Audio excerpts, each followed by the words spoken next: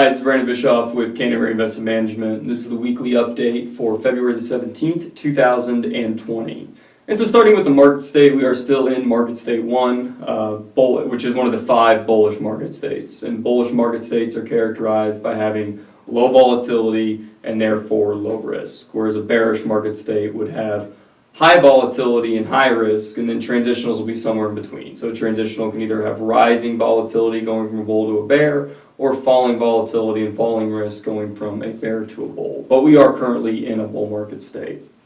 Canterbury Volatility Index currently measures CVI 54, and volatility remains, sort of low and stable over the past couple weeks after that spike in volatility we saw to start the month. But bull markets usually have low and stable volatility, and again, bear markets have higher increasing volatility. But currently, volatility is low and stable at a Canterbury Volatility Index reading of 54. And so for this week, I want to go over some example of some Canterbury analytics research that we performed. And so typically in our weekly updates, we'll sometimes showcase our sector rankings, and those sectors are going to be ranked on a risk-adjusted basis using Canterbury's volatility weighted relative strength metric. And so you can see the rankings for today. We see that utilities is currently the number 1, risk-adjusted ranked sector. Technologies 2, communication services, discretionary, and then healthcare, and then energies down there at the bottom, and it's showing more bearish characteristics. But we want to take this a step further, and our Canterbury Analytics group actually went through and analyzed the individual 505 stocks within the S&P 500 and assigned them all as either being bullish, bearish, or transitional, and then we broke that down for each sector. So 59% of the total stocks in the S&P were bullish, 18% were transitional, and 23% were bearish. And so this chart shows the individual sector breakdowns. So you can see that utilities has, by far the most majority being bullish, has close to 90% of the stocks in that sector are bullish. And again, it is our number 1 rated risk-adjusted sector. And then you also have technology, healthcare, and communication services, which are highly rated, showing a lot more of their stocks having bull characteristics. But then you have the energy sector, which has a lot more of that bearish characteristics. So one thing we want to point out is that, consumer discretionary was actually the 4th ranked sector based on a risk-adjusted basis. But if we're looking at this chart, you can see that it actually has, quite a few bearish stocks. Almost close to 40% of the stocks in that sector have some bearish characteristics, yet the sector itself is so highly ranked. And why is that? Why would that be the case? And the reason is because the S&P 500 and these S&P sector ETFs from State Street that we're using to sort of measure this are market capitalization based. So market capitalization, as a reminder, is sort of like an equity value of a company.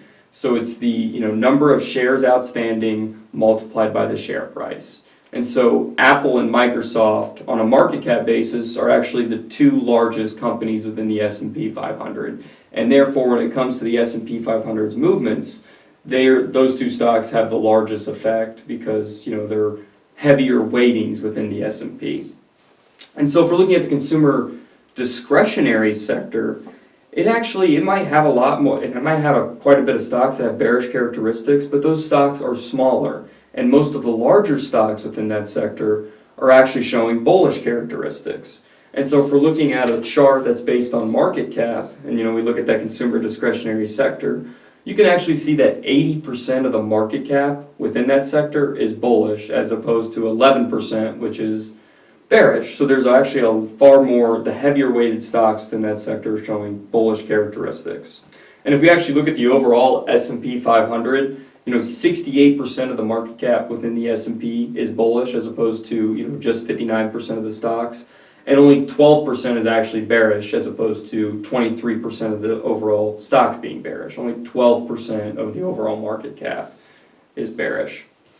Another thing we want to point out is that utilities is the highest rated sector. However, it only makes up a small portion of the S&P, about 3.5%.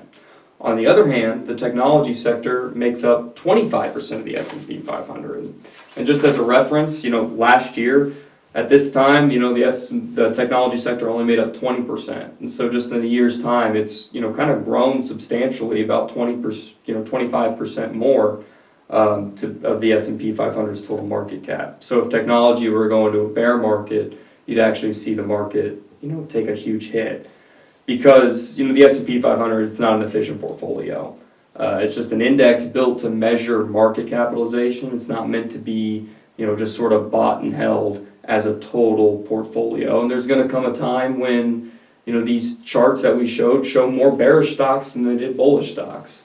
And that's why we practice adaptive portfolio strategy with the Canterbury Portfolio Thermostat. We have the ability to rotate the things that are showing, the right characteristics. And so if we're looking at the Portfolio Thermostat's metrics, it's efficient for today's environment, it has low volatility, and a good benefit of diversification.